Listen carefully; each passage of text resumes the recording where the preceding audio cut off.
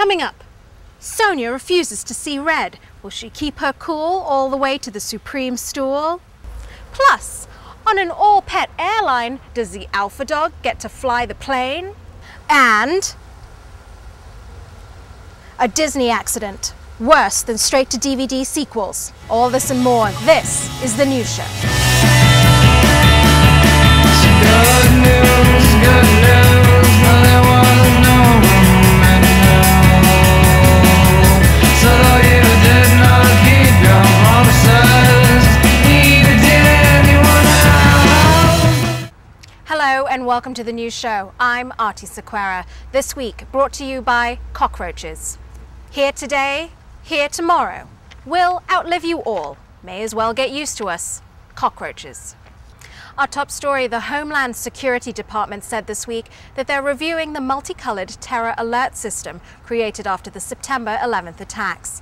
The system, which goes from green to red, is seen as too confusing and unpopular. A likely replacement, a more culture-savvy model, ranging from an emoticon smiley face, meaning no threat, to a cartoon curse word, meaning we're all going to die. Supreme Court nominee Sonia Sotomayor sailed through her confirmation hearing before the Senate Judiciary Committee this week, hitting only a few bumps over the 4 days of questioning. She was pressed especially hard on her claims to be a wise Latina and was asked to prove it by explaining how 19 people could sleep comfortably in a 2-bedroom, 5th-floor walk-up, how eating pasteles could solve all emotional problems, and once and for all, where exactly my Boricua's at.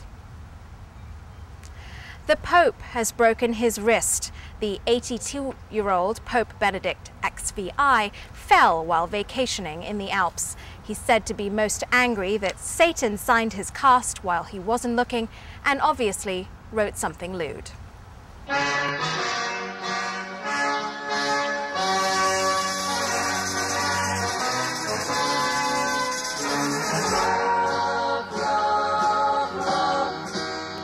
Secretary of State Hillary Clinton has condemned the twin hotel bombings in Jakarta that killed 8 people and injured 50, lest, she said, her silence be taken as thinking it was super cool.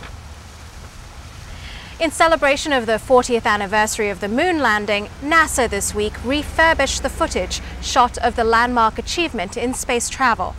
Having taped over the original recording, NASA was forced to eschew modern computer enhancement technology in favor of just going back to the soundstage they shot on last time and reenacting the whole event. In travel news, while United announced 600 more job cuts and Delta announced the retirement of 231 pilots, this week also marked the launching of Pet Airways, an all-pet airline that will fly a pet between 5 major US cities. The husband and wife founder of the airline said flights are already booked for the next 2 months, and lest you think this luxury too indulgent, only domestic beer will be served on the flights. And now a word from our sponsor, cockroaches.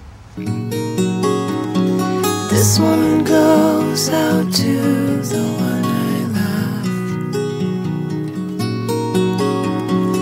love. Just 1 week after a tragic monorail accident, Disney World has suffered another one. 2 shuttle buses collided this week, injuring a dozen people.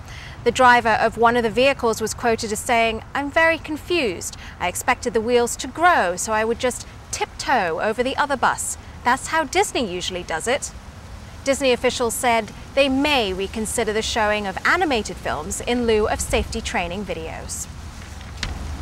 A new study on obesity in the US was released by the Center for Disease Control this week. Leading the pack by a good margin are Black Americans, nearly 36%.